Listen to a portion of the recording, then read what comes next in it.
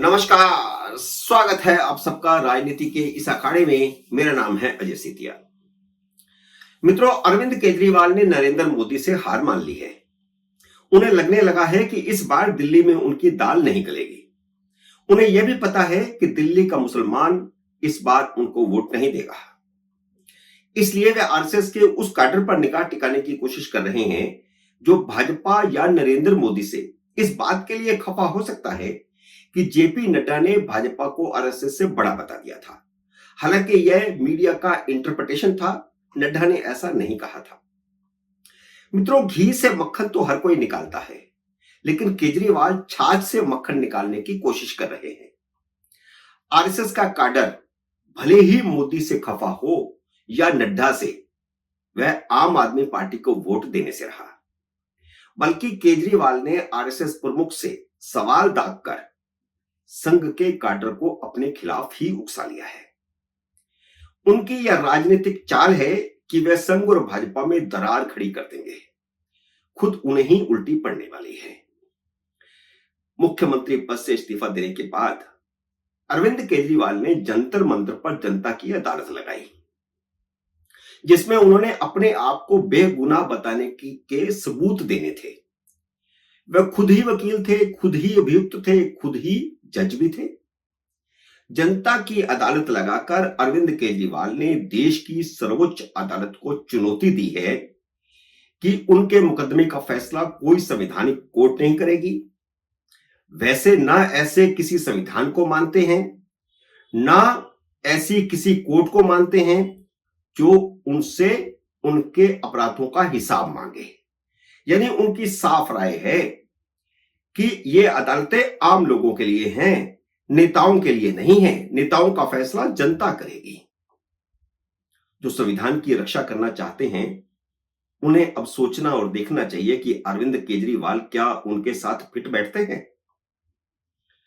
आखिरी वक्त पर अभिषेक मनु सिंघवी ने उन्हें रोक दिया, वरना वह सुप्रीम कोर्ट के खिलाफ बोलने वाले थे और वे बताने वाले थे कि ये सुप्रीम कोर्ट कौन होती है मेरा फैसला करने वाली। मेरा फैसला तो आप करेंगे, जनता करेगी। सुप्रीम कोर्ट ने उनसे कहा था कि वे केस की मेरिट पर बात नहीं करेंगे। उन्हें केस की मेरिट पर जमानत नहीं दी गई है, उन्हें ट्रायल में विलंब के कारण जमानत दी गई है। इसलिए अभिषेक मनु सिंघवी ने उन्हें रोका कि ज्यादा बड़बड़ मत करना। लेकिन मनीष सिसोदिया पर तो ऐसी कोई शर्त नहीं थी, तो केजरीवाल ने वे सब बातें सिसोदिया से कहलवा दी जो वह खुद कहना चाहते थे। सिसोदिया के हाथ में एक कागज था जिसे पढ़ करके वह केजरीवाल से हुई बातचीत सुना रहे थे।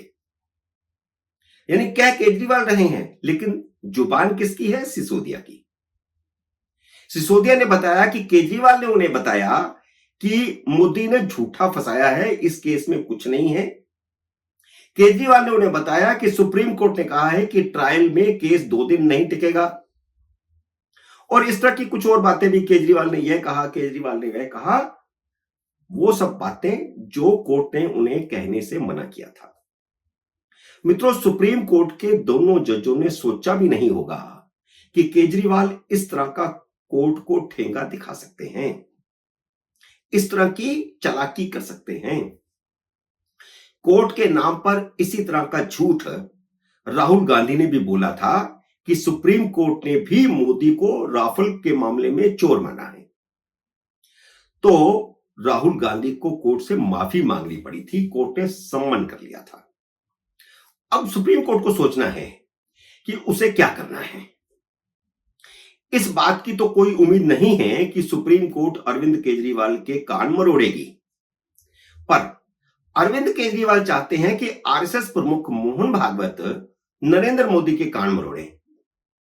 उन्होंने आरएसएस प्रमुख को यह कहकर उकसाने की कोशिश की है कि क्या संघ का बेटा इतना बड़ा हो गया है कि वह अपने माता पिता को आंख दिखाने लगा है।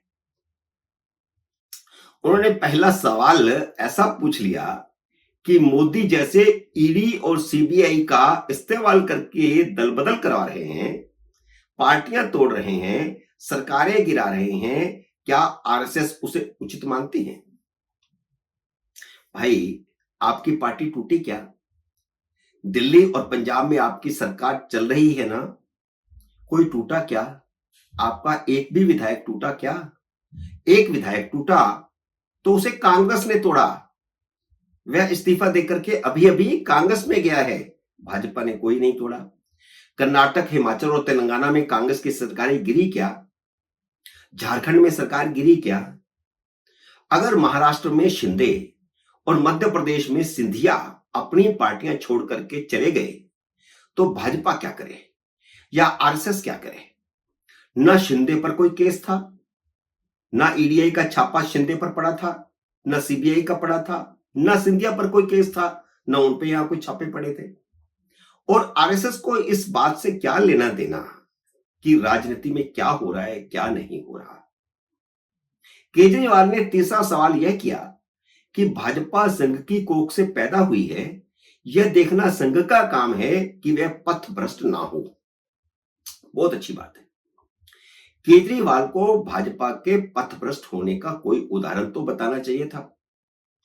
वह तो अपने एजेंडे पर आगे बढ़ रही है और आपने खुद भाजपा को 370 खत्म करने पर समर्थन दिया था। माननीय केजरीवाल जी, आप भी अन्ना हजारे के आंदोलन की कोख से पैदा हुए हैं। क्या अन्ना हजारे से पूछकर शराब नीति बदली थी? शीश महल में जो इतने महंगे महंगे शीशे लगवाए हैं, जरा उनमें अपने आप को देखिए, पथभ्रष्ट कौन हुआ है?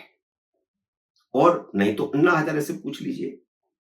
केजरीवाल का चौथा सवाल यह है कि जब नड्डा ने कहा कि भाजपा आरएसएस से बड़ी हो गई है तो आप पर क्या गुजरी होगी?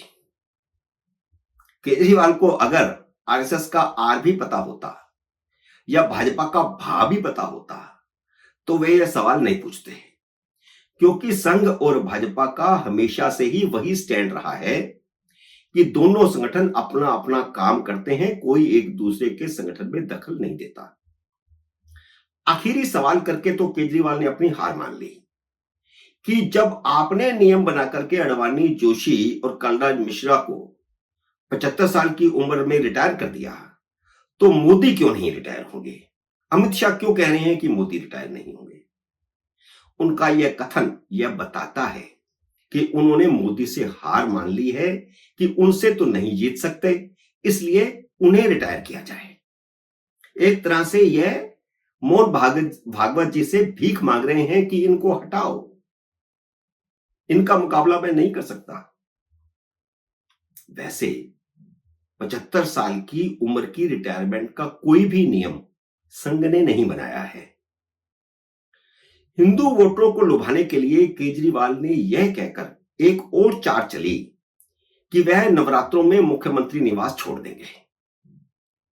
पहले 1 हफ्ता मांगा था, फिर 2 हफ्ते मांगे, अब 20 दिन मांग लिए। नवरात्रे का नाम हिंदू वोट बैंक को आकर्षित करने का एक राजनीतिक पैंतरा है जो उन्होंने जंतर मंत्र पर आजमाया है। जनाब, आप वही हिंदू है ना जिसने मुसलमानों को खुश करने के लिए कहा था कि श्री राम जन्मभूमि पर मंदिर बनाने के बजाय अस्पताल बना देना चाहिए? आप वही है ना मित्रों। उम्मीद है मेरा ये वीडियो आपको पसंद आया होगा। इसे लाइक और शेयर कीजिए। अगर आपने मेरे YouTube चैनल को अब तक सब्सक्राइब नहीं किया तो कृपया सब्सक्राइब करके अपना आशीर्वाद दीजिए। जल्दी मिलते हैं अगले वीडियो में किसी अन्य विषय के साथ। तब तक नमस्कार।